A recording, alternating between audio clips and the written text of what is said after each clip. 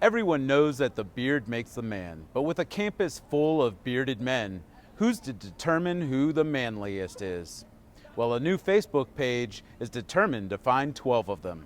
The competition is fierce as bearded men across campus upload their photos to the Facebook page to promote their hairy faces. The Beards of Texas State page wants to create a 2016 calendar using the photos. I asked one pogonologist if he feared the razor. Not scared at all.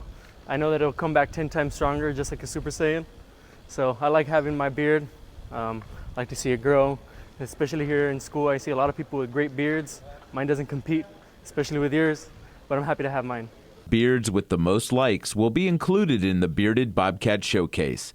The calendar will be paid for using an Indiegogo campaign, and the winners will assuredly secure copies of the calendar. The only question, will they get an extra one for mom? I know one thing, my mom will probably tell me to shave my beard off, like right off, because she doesn't like me with a beard, so. To join in the fun, scruffy-faced men can find the Beards of Texas State page on Facebook and upload their pics. Even if you don't have a beard, you can vote. And if you see a handsome guy like me on there, give it a like. For Bobcat Update, I'm Jimmy Preston.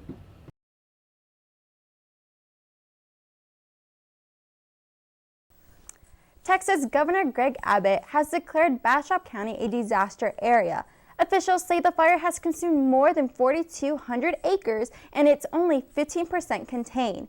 State officials say they hope federal aid will be sent to help the county to help fight the fire. 9 houses have been destroyed so far.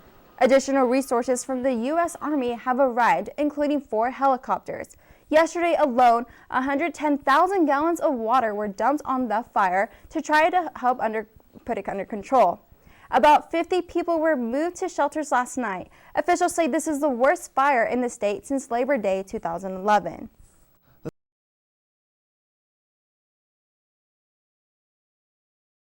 Texas State students are always looking for ways to save money. Certain expenses are unavoidable, such as rent, food, and some men a decent haircut.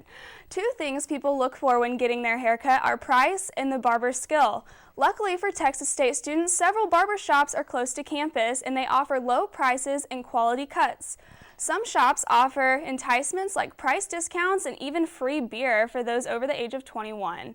Prices range from $10 to $19 depending on the style and who you go to.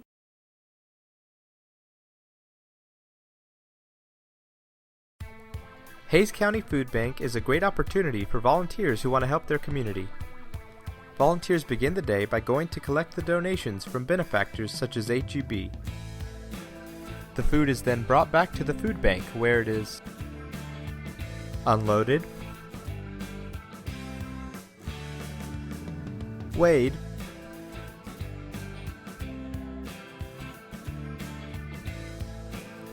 organized, repackaged, and loaded back on the truck and redistributed to one of the 6 public distributions in Hays County. Last year, the food went to help over 5,000 families and 18,000 individuals. For more information on how to volunteer or donate, go to haysfoodbank.org or call 512-392-8300.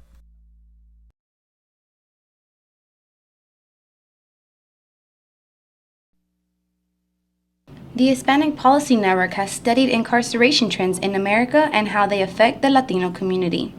HPN sponsored a symposium featuring speakers from across the state, including criminal justice professor Martin Urbina of Sul Ross University. Dr. Urbina says the prison pipeline that exists must be reduced. He wants young people in school, not behind bars.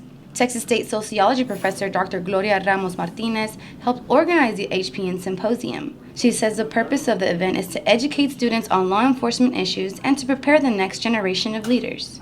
We've talked a lot about higher education, and we wanted to talk more about the school-to-prison pipeline, the connection between the school-to-prison pipeline and connect that with the criminal justice system. Sergeant Alex Villalobos with the Texas State Police Department says the symposium helped foster a respectful dialogue between law enforcement and the community. But I think the biggest thing that you can draw from this is how we are affected within the criminal justice system. What are those national trends? What are those current trends?